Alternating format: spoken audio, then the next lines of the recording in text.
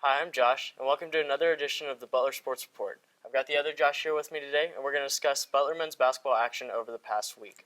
Butler went 1-0 this week, going on the road to Marquette and coming away with the 68-65 win, being led by Andrew Travis with 21 points to lead the Bulldogs in scoring. Good win for the Bulldogs. Absolutely. Avery Woodson was also key to the team's success, having 15 first-half points, 17 total. It was a true team effort, making up for the absence of Keelan Martin, who did not play in the first half due to a coach's decision. So it was very exciting to see the team really come together and so many different players step up. Yes, alongside Andrew and Avery, Kamar Baldwin, Tyler Lewis, and Tyler Weidman all added 8 points of their own. Tyler Lewis also had 5 assists, and Tyler Weidman had 7 rebounds to go along with those 8 points. So, like you said, definitely a team effort from the Bulldogs to pick up the points that weren't there from Keelan Martin in this one. The Bulldogs shot 49% from the field and 43% from beyond the arc, so a solid offensive performance from the Bulldogs.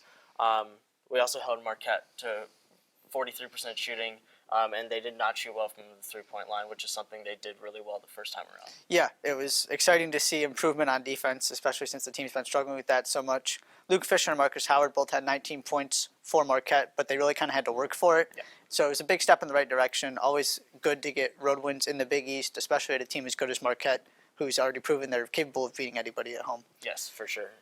As you said, they beat Villanova at home, so going into Marquette is a difficult thing to do. The Butler ball movement was better in this game. They had 15 assists as opposed to only 9 assists against Creighton, a game where the offense was less than stellar. Turnovers are still something that they need to work on.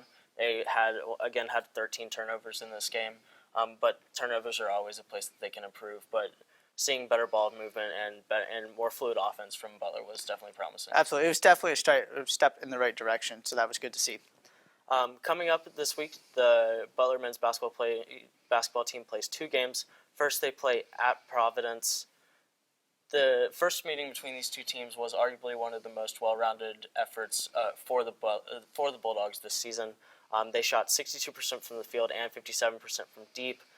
4 Bulldogs in double figures and 3 Bulldogs within 2 points of 10 total points. And they played really good defense as well. Absolutely. 29 bench points, so it really was a combination of many different players working well together. And they came away with a 78-61 victory at Hinkle. They held Providence to 39% from the field and 27% from 3. They got to get back to that kind of defense. Yep. That was a really great performance. Kyron Cartwright had 26 points for Providence, another guard that struggled to be contained by Butler's defense, so that's key to look for. Yes, Rodney Bullock also had 17 points. So once again, Bulldogs need to focus on stopping guards and making sure that they don't have big games against them. Then St. John's travels to Hinkle Fieldhouse next week.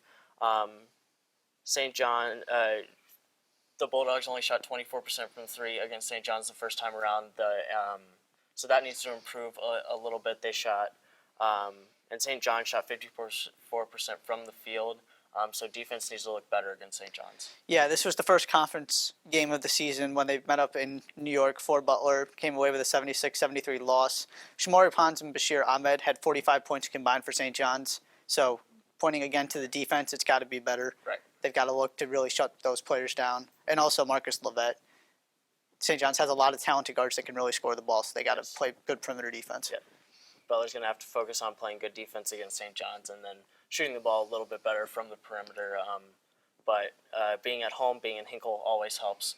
So it looks that Butler will hopefully be able to continue the good play that they had at Marquette and continue to move forward in the Big East Conference. Yep. And in the first matchup, Tyler Weidman had one of his best games of the year with 20 points and 9 rebounds.